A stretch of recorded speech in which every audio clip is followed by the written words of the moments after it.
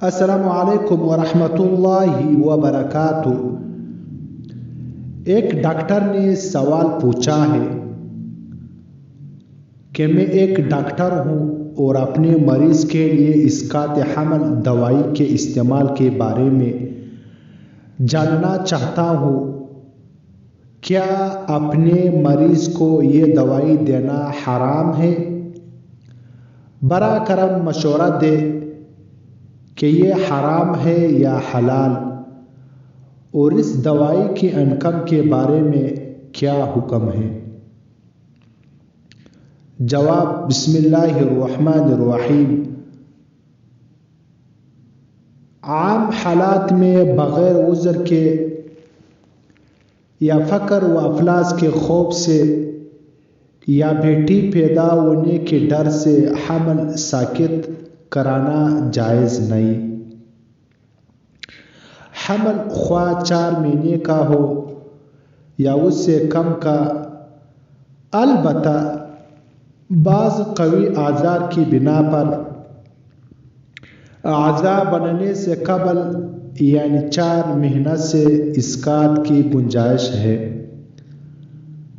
مثلاً ماہر مسلم ڈاکٹر عورت کا معائنہ کر کے بتائیے کہ نمبر 1، اگر حمل باقی رہا تو عورت کی جان یا کسی عضو کے تلف ہونے کا شدید خطرہ ہے۔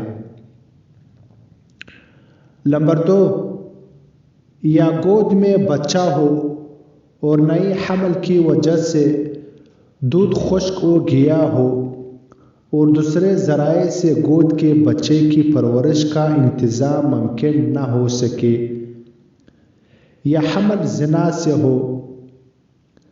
ان مذکورہ 3 صورتوں میں 4 ماہ سے قبل حمل ساقط کرانے کی گنجائش ہے، اور جن صورتوں میں اسقاط کرانے کی گنجائش ہے ان میں آپ کے لیے اسقاط کی دوائی دینا بھی جائز ہے